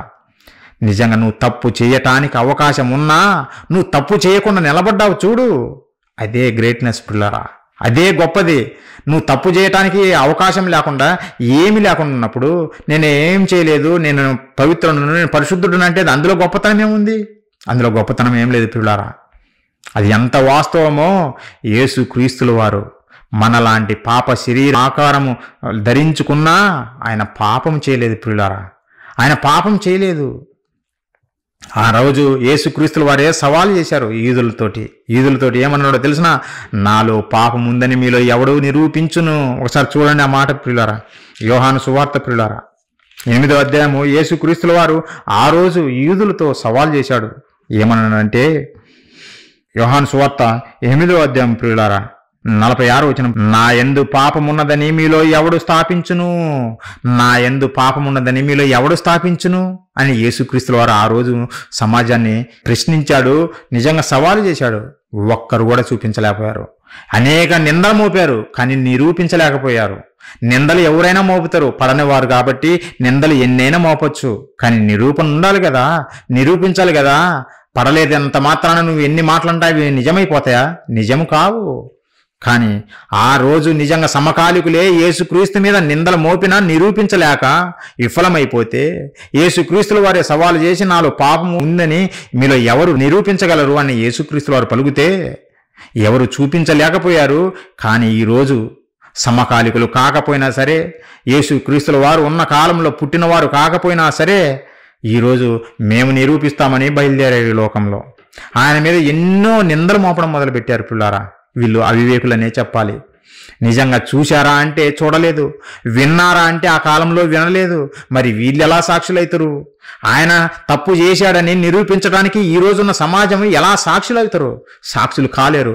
నువ్వు కోర్టుకు వెళ్ళిన తర్వాత నువ్వు సాక్ష్యం చెప్పమన్నప్పుడు కోర్టులో లాయర్ అడుగుతారు, జడ్జి గారు అడుగుతారు, బాబు నువ్వు చూసావా ఈ ఇన్సిడెంట్ జరగడము అని అంటే నేను చూడలేదు. మరి విన్నావా అంటే నేను ప్రత్యక్షంగా వినలేదు, ప్రత్యక్షంగా చూడలేదు, ప్రత్యక్షంగా వినలేదంటే ఇన్ని తీసుకెళ్ళి బయటపడే అంటారు. వీడు ఎలా సాక్షి అవుతాడనని మన కోర్టులే, ఈ భూమి మీద కోర్టులే ఒప్పుకో ప్రియులారా. మరి దేవుడు ఒప్పుకుంటాడా? దేవుని కోర్టులో ఇవి నిలబడతాయా? నిలబడవు. ఆ రోజు యేసుక్రీస్తుల వారి కాలంలోనే ఎవరు ఆయన మీద నిజంగా పాపం చేశాడని నిరూపించలేకపోయారు. ఈరోజు మీరు చూపించలేరు. ఎప్పటికీ మీరు మోపిన నిందలు ఎప్పటికీ రుజువు కావు కూడా. ఆ రోజు యూదులు కుట్రవన్నీ ఆయన చంపాలని పిలాతు గారి దగ్గరికి తీసుకొచ్చారు. పిలాతు అన్యజనుడు, రోమా గవర్నరు, యూదులకు గవర్నర్గా ఉన్న ఆ కాలంలో ఆయన చంపాలని యూదులు పట్టుకొని రోమా గవర్నర్ దగ్గర నిలబెట్టినప్పుడు రోమా గవర్నర్ ఏం చెప్పాడో తెలుసా? యేసుక్రీస్తుల వారి గురించి. ఆయన యేసుక్రీస్తును నమ్మినవాడు కాదు, అన్యజనుడు. ఆయన అన్యజనుడుగా ఉన్నటువంటి రోమన్ గవర్నర్ అయినటువంటి పిలాతు గారు ఏమని సాక్ష్యం చెప్పాడో ఒకసారి బైబిల్ చూడండి ప్రియులారా. ఈరోజు యేసుక్రీస్తులు అంటే పడని వారు అనేక నిందలు ఆయన మీద మోపుతున్నారు. నువ్వు నిందలు మోపడం కాదు, రుజువులతో నిరూపించాలి. కానీ అబద్ధాలు చెప్పి అమాయక ప్రజలను మోసం చేయడం ఎందుకు? చేయకూడదు, అలా చేయకూడదు, తప్పు ఎవరిమైనా చేయకూడదు అలా. ఒకసారి చూడండి యోహాను సువార్త 19వ అధ్యాయము 4వ వచనం ప్రియులారా, 4వ వచనము. పిలాతు మరలా వెలుపలకు వచ్చి, ఇదిగో ఈయన యందు ఏ దోషమును నాకు కనపడలేదని మీకు తెలియనట్లు ఈయనను మీ యొద్దకు వెలుపలికి తీసుకుని వచ్చుచున్నానని వారితో అనెను. ఈయన యందు నాకు ఏ దోషం కనపడలేదు. మీరేమో సిలువ వేయండి మీరు అంటున్నారు. నాకేమో ఈయన యందు ఏ దోషం కనపడలేదు. ఈయనేమన్నా యేసు ప్రభువులను ప్రేమించిన వాడు కాదు, లేదంటే యేసు ప్రభువు వారికి దగ్గర బంధువు కాదు పిలాతు గారు. అసలు యేసు ప్రభువులు అంటే పడని వారే వీళ్ళంతా. అయినా సరే నిజంగా ఎలాంటి సాక్ష్యం ఇచ్చాడో చూడండి. అయినా సరే ఎలాంటి సాక్ష్యం ఇచ్చాడు, ఎందుకంటే ఆయన ఏ పాపము చెయ్యలేదు గనుకనే, ఏ దోషము చెయ్యలేదు గనుకనే ఎవరు నిరూపించలేకపోయారు పిల్లారా. పిలాతు గారు కూడా ఒప్పుకున్నారు. యేసు క్రీస్తుల వారు పిల్లారు అంత గొప్పవాడు, మనం నమ్మిన మన ప్రభుల వారు. మనలాంటి పాప శరీరం ధరించుకున్నా పాపం చేయలేదు ఆయన. చూసిందల్లా కోరుకోలేదు, చూసిందల్లా అనుభవించాలనుకోలేదు. ప్రియులారా, అంత గొప్పవాడు మనం నమ్మిన మన ప్రభుల వారు, అంత గొప్పవారు. నిజంగా మనము వీడు దొంగ అని అంటాము. ఎప్పుడు చదువుతాం ప్రియులారా? అతడు దొంగతనం చేస్తేనే వీడు దొంగ అని చదువుతాము. దొంగతనం చేయకుండా వీడు దొంగ అంటే అది చెల్లుతుందా? నువ్వు పోలీస్ స్టేషన్లో కేసు పెడితే అది చెల్లుతుందా? చల్లదు ప్రియులారా. వీడు నరహంతకుడు అంటావు. ఎప్పుడు? వాడు నరహత్య చేశాడు గనుక నువ్వు నరహంతకుడు అంటావు. అది కోర్టులో చెల్లుతుంది, లేదంటే పోలీస్ స్టేషన్లో కేసు చెల్లుతుంది. ప్రియులారా, ఈరోజు మనమందరము పాపం చేసిన వారమే. ఆ పాపం వలన మనము మరణాన్ని కొని తెచ్చుకుంటున్నాము. భూమి మీద పుట్టకొస్తున్న ప్రతి మనిషి పాపం చేస్తూనే ఉన్నాము. ఆ పాపం వలన మరణం తెచ్చుకుంటూనే ఉంటున్నాం ప్రియులారా. కానీ యేసుక్రీస్తుల వారు మనలాంటి దేహము కలిగి ఉన్నా పాపము చెయ్యలేదు కనుకనే పరిశుద్ధుడు, పవిత్రుడు. అలా పరిశుద్ధుడయ్యాడే కానీ ఆయన దేహము నిజంగా పరిశుద్ధమైనది, పాప శరీర ఆకారము కలిగినటువంటిది కాదు అని మీరు పొరపడద్దు ప్రియులారా, పొరపడద్దు. అలా నిజంగా యేసుక్రీస్తుల వారు చాలా గొప్పవారు. అందుకే నేనే మార్గమనుడు, ఆయనలాగా బ్రతకడం కొరకే నిజంగా మనకు బోధలు చేశాడు ప్రియులారా. ఆయనలాగా బ్రతకాలనే, పాపం చేయకూడదనే నిజంగా మనకు బోధించాడు. పాపం చేసి మరణం ఎందుకు కొని తెచ్చుకుంటారు, పాపం చేయొద్దు అని యేసుక్రీస్తుల వారు బోధించారు ప్రియులారా. యేసుక్రీస్తుల వారు పరిశుద్ధుడు, ఎందుకంటే పాపము చెయ్యలేదు గనక. పాపం చేసిన వారే నిజంగా అపరాధులు, దోషులైతారు ప్రియులారా, దోషులైతారు. కాబట్టి నిజంగా యేసుక్రీస్తుల వారు పరిశుద్ధుడు ఎలా అయ్యాడంటే ఆయన పాపము చెయ్యలేదు గనక. కాబట్టి మనం చూస్తే ప్రియులారా, నిజంగా మనందరికీ పాప శరీర ఆకారం ఉంది. మనము పాపం చేశాము, యేసుక్రీస్తుల వారు పాపం చేయలేదు. అందుకే మనము మరణాన్ని కొని తెచ్చుకున్నాము. జీతంగా మనకు మరణం వచ్చేసింది. ఒక్కడు కూడా నీతిమంతుడు లేడని చెప్పాడు దేవుడు. ఒకసారి చూడండి, యేసుక్రీస్తుల వారు తప్ప ఈ భూమి మీదకి శరీరాన్ని ధరించుకొని వచ్చిన వారిలో యేసుక్రీస్తుల వారు తప్ప ప్రతి ఒక్కరము పాపం చేసిన వారమే. ఆదాము మొదలుకొని ఇప్పటి వరకు ఇక రాబోతున్న వారు కూడా నిజంగా ప్రతి ఒక్కరము పాపం చేస్తున్న వారమే. దేవునికి తెలుసు ప్రియులారా. అందుకే రాయించాడు. రోమీయులకు రాసిన పత్రిక 3వ అధ్యాయము 10-11 వచనాలు ప్రియులారా. ఇందును గూర్చి రాయబడినదేమనగా, నీతిమంతుడును లేడు, ఒక్కడును లేడు, గ్రహించువాడు ఎవడనూ లేడు, దేవుని వెతికివాడు ఎవడను లేడు, నీతిమంతుడు లేడు, ఒక్కడు లేడు. అలాగే ఏ భేదము లేదు, అందరూ పాపము చేసి, ఏ భేదము లేదు, అందరూ పాపం చేశారు. అందుకే మరణం మనకు సంభవించింది ప్రియులారా. అందుకే మనకు మరణం వస్తుంది, ఊరికి రావటం లేదు. మనము పాపం చేశాము కనుకనే మనకు మరణం వస్తుంది ప్రియులారా. మరణం చూడకుండా బ్రతికే నరుడు అనేవాడు ఈ భూమి మీద ఇప్పటి వరకు లేడు. మరణం చూడకుండా బ్రతుకుతున్న నరుడు ఎవరైనా ఉన్నారా అంటే ఎవరు లేరు. ఒకవేళ ఉంటే ఇప్పటికే న్యూస్ మీడియాలో వైరల్ అయ్యేది. ప్రతి ఒక్కరు పుడుతున్నారు, మరణిస్తున్నారు. ఎందుకు? మరణం వెనక ఏం దాగి ఉందంటే మనము పాపం చేశాము గనకనే మనకు మరణం సంభవించింది అనే సంగతి మనకు బైబిల్ ద్వారా, దేవుని మాటల ద్వారా మనకు అర్థమైంది ప్రియులారా. పాపం చేసే, అందుకే మరణము రుచి చూడకుండా ఉన్న నరుడు లేడు. దేవుడు చెప్పాడు. ఒకసారి చూడండి, కీర్తన గ్రంథం 89వ అధ్యాయం ప్రియులారా 48వ వచనము, మరణము చూడక బ్రతుకు నరుడెవడు, పాతాళం యొక్క వశము కాకుండా తన్ను తాను తప్పించుకొనగలవాడెవడు. మరణము చూడక బ్రతుకు నరుడెవడు. అందరూ మరణాన్ని కొని తెచ్చుకున్న వాళ్ళమే. ఎందుకు? పాపం చేశాం గనుక ప్రియులారా. పాపం చేశాం గనుకనే మరణం తెచ్చుకున్నాము. నిజంగా కొంతమంది శాస్త్రవేత్తలు అంటుండ్రు, మేము నరుని ఆయుష్కాలం పెంచుతాము, మా చేతిలో ఉంది, మేము టెక్నాలజీ డెవలప్ చేస్తున్నాము, మందులు కనుగొంటున్నాము అని నిజంగా విర్రవీగుతున్నారు ప్రియులారా.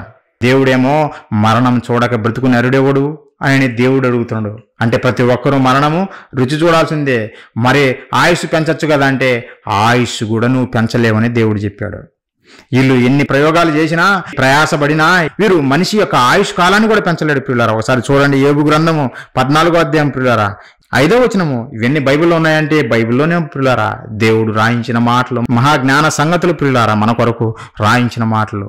యోబు గ్రంథము 14వ అధ్యాయము 5వ వచనము. నరుల ఆయుష్కాలము పరిమితి గలది, వారి నెలల సంఖ్య నీకు తెలిసే ఉన్నది. మించజాలని వయ పరిమాణము నీవు వారికి నియమించి ఉన్నావు. మించజాలని వయ పరిమాణం నీవు వారికి నియమించి ఉన్నావు. వారి ఆయుష్ కాలానికి ఎక్స్పైరీ డేట్ ఉంది. భూమి మీద మనిషి తయారు చేసినటువంటి ఒక ప్రోడక్ట్కు ఏ విధంగా ఎక్స్పైరీ డేట్ ఉందో ప్రియులారా భూమి మీదకి వచ్చినటువంటి నరునికి కూడా ఎక్స్పైరీ డేట్ ఉంది.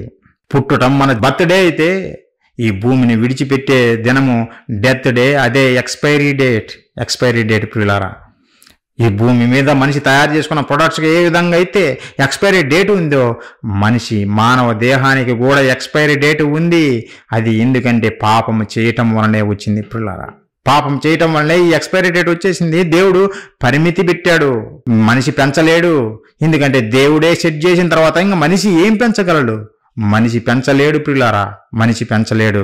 ఎందుకంటే మనిషి వలన కాదు, దేవుడే జీవితాన్ని ఇచ్చింది. ఆయనే నీ ఆయుష్ని పెంచాలన్నా తగ్గించాలన్నా మరొక బ్రతుకు ఇవ్వాలన్నా ఆయనే సృష్టికర్త అయిన దేవుడే చేయాలి, కానీ మనిషి చెయ్యలేడు ప్రియులారా, మనిషి చెయ్యలేడు. భూమి మీద మనిషి యొక్క జీవితకాలం మనం చూస్తే 60-70 సంవత్సరాలు అంటే 80 సంవత్సరాలు, అది కూడా ఆయాసము దుఃఖమని చెప్పాడు దేవుడు. ఇంకా మనం చూస్తే ప్రియులారా మనిషి ఆయుష్కాలము భూమి మీద నీటి ఆవిరి లాంటిది అన్నాడు. అంతలో కనపడుతుంది, అంతలో మాయమైపోతుంది. నిన్న నేను అతను కలిశానండి, అతనితో మాట్లాడానండి అని చెబుతాము, కానీ నెక్స్ట్ డేకి అతను కనపడనప్పుడు మనకేమనాలి? దేవుడు చెప్పిన మాటలు మనకు గుర్తు రావాలి. నరుని ఆయుష్కాలం ఎలాంటిదో తెలుసా? ఈ భూమి మీద నీటి ఆవిరి లాంటిది, గడ్డి పువ్వు లాంటిది నీ జీవితం ఈ భూమి మీద. నిజంగా గడ్డి ఎండిపోతుంది, సూర్యుని వేడికి పువ్వు రాలిపోతుంది. మనిషి యొక్క జీవితం కూడా అలానే రాలిపోతుంది ప్రియులారా. చాలా కొద్ది కాలమే ఈ భూమి మీద మనము బ్రతుకుతాము. దేవుడు ఆ కొద్ది కాలాన్ని ఎందుకు ఇచ్చాడో తెలుసిన? ఈ కొద్ది కాలంలోనైనా దేవుణ్ణి తెలుసుకొని ఆయన చెంతకు రావాలని, మరలా తిరిగి బ్రతకాలని, నిజంగా మరొక జీవితాన్ని సంపాదించడం కొరకు ఈ జీవితాన్ని నువ్వు ఉపయోగించుకోవాలని దేవుడు ఈ జీవితాన్ని ఇస్తున్నాడు ప్రియులారా. కానీ మనిషి మరణమే ముగింపు గనుక, రేపు చనిపోతాము కనుక ఈరోజు తిందాము, తాగుదాము, బ్రతికినంత కాలము మనము ఎంజాయ్ చేద్దామనే విధంగానే ఈ మాయ ప్రపంచంలో బతుకుతుంది ప్రియులారా ఈ సమాజము. ఆలోచించండి. మరి మరణము తథ్యము అని అంటున్నాము, బాగానే ఉంది. మరి దేవుని సంకల్పం ఏమవుతుంది? దేవుని సంకల్పం ఏంది? అనేక మంది పిల్లలు కావాలా, నాకు అనేక మంది పిల్లలు కావాలా. ఏది తాత్కాలికంగా అలా వచ్చి అలా వెళ్ళిపోవటానికి కాదు.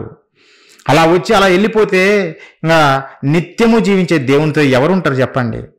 మనిషి 60-70 సంవత్సరాలు బతికి వెళ్ళిపోయిన తర్వాత కన్న తండ్రి అయిన దేవుడేమో నిత్యము జీవించే ఆయన, మరి ఆయనతో ఎవరుంటారు ప్రియులారా? ఆలోచించండి. మరి ఆయన సంకల్పం ఎలా నెరవేరుతుంది ప్రియులారా? ఒక విషయం మీకు తెలియజేస్తా, ఆలోచించండి. ఒక హోండా కంపెనీ తీసుకుందాం, హోండా కార్ కంపెనీ తీసుకుందాం. కార్ కంపెనీ కార్ను తయారు చేసి దాన్ని మార్కెట్లోకి దించుతారు. మార్కెట్లోకి దించిన తర్వాత అనేక మంది కొనుక్కుంటారు, దాన్ని ఉపయోగించుకుంటారు. అప్పుడప్పుడు ప్రాబ్లమ్స్తో ఆగిపోవడం చూస్తుంటాం ప్రియులారా. ఇంజన్లో ప్రాబ్లమ్ కానీ, బ్రేక్ ఫెయిల్ కానీ ఏదో ఒక రూపంలో అది పని చేయడము ఆపేస్తుంది. మరి పని చేయటం ఆపేస్తుంది కదా, ఇంకా మరి దీన్ని ఏం వాడతామో తీసి పడేద్దామని అనుకుంటారా? తీసి పక్కన పడేద్దామని అనుకుంటారా? కాదు. ఎవరైతే తయారు చేశారో హోండా కంపెనీ దగ్గరికి ఈ కార్ని తీసుకుని మరలా వెళ్తారు. ఎందుకు? ఫిక్స్ చేయించుకోవటానికి. ఒకవేళ బ్రేక్ ఫెయిల్ అయితే బ్రేక్ మరలా రిపేర్ చేయించుకోవడం కోసం, ఒకవేళ ఇంజన్లో ఏమైనా ట్రబుల్ ఇస్తే ఆ ఇంజన్ను మరలా రిపేర్ చేయించడం కొరకు తీసుకెళ్తారు. ఎందుకు హోండా కంపెనీ దగ్గరికి తీసుకెళ్తున్నారు? కూరగాయల మార్కెట్ దగ్గరికి, లేదంటే కూరగాయలు అమ్ముకునే వ్యక్తి దగ్గరికి తీసుకెళ్లొచ్చు కదా. హోండా కంపెనీ వారికే తెలుసు గనక, అది ప్రాబ్లం వస్తే దాన్ని ఎలా ఫిక్స్ చేయాలో హోండా కంపెనీకే తెలుసు. కూరగాయల మార్కెట్లో కూరగాయలు అమ్ముకునే వ్యక్తికి తెలియదు. ఎవరు తయారు చేశారో వారికే తెలుసు ఆ ప్రాబ్లమ్స్ ఎలా సాల్వ్ చేయాలనో.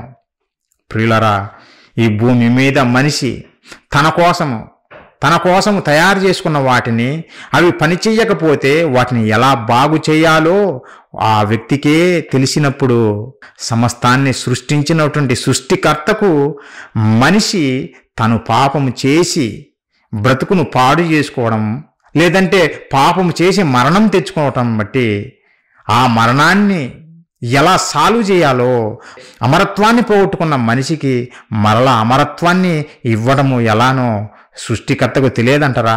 ఆలోచించండి ప్రియులారా. ఈ భూమి మీద ఒక మనిషికి తాను తయారు చేసిన వస్తువు పని చేయకపోతే దాన్ని మరలా రిపేర్ చేసి దాన్ని వాడుకుంటాడే, మరి పరలోకపు కన్న తండ్రి సర్వ సృష్టికర్త దేవుడు ఆయనకు తెలియదా? మరణించిన తర్వాత ఆ మనిషిని ఎలా రిపేర్ చేయాలో, ఆ మనిషికి మరలా బ్రతుకు ఇవ్వడము ఎలానో కన్న తండ్రికి తెలియదంటారా ప్రియులారా? ఆలోచించండి. తెలుసు ప్రియులారా, తెలుసు.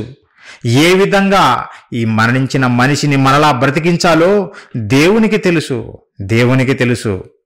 నిజంగా దేవుడు ఎలా ఈ ప్రాబ్లంను సాల్వ్ చేశాడో మరిన్ని విషయాలు నెక్స్ట్ క్లాసులో మనము నేర్చుకుందాం ప్రియులారా. మనిషికి మరణము ముగింపా అని ఆలోచిస్తే ప్రియులారా, ముగింపు కాదు, మరొక బ్రతుకు ఉంది ప్రియులారా. మనిషి మరణించిన తర్వాత రిపేర్ చేసేది మన సృష్టికర్త ప్రియులారా. మన సృష్టికర్త అయినటువంటి దేవుడికి తెలుసు. ఆ సృష్టికర్త ఎలా ఈ రిపేర్ చేశాడో మనము ఒక్కొక్కటిగా నెక్స్ట్ క్లాస్లో నేర్చుకుందాము ప్రియులారా. ఆలోచించండి. లోకం ఆలోచించినట్టుగా మీరు ఆలోచించద్దు. దేవుని మాటలు ఆలోచించండి, వాస్తవాలను గ్రహించండి.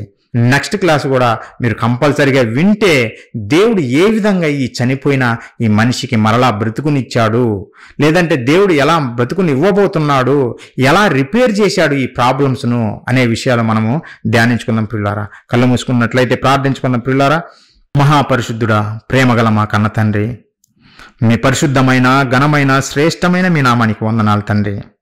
కొన్ని మాటలు తండ్రి మీ పిల్లలతో పంచుకోవటానికి మీరు చూపిన కృప కొరకే కృతజ్ఞతలు తండ్రి. దేవా, మనిషికి మరణమే ముగింపని, రేపు ఎలాగూ చనిపోతాము కనుక బ్రతికి ఉన్నప్పుడే తిందాము తాగుదాము సమాజాన్ని చూస్తున్నాం తండ్రి. దేవా, వారికి తెలియదు, వారికి అర్థం కాలేదు.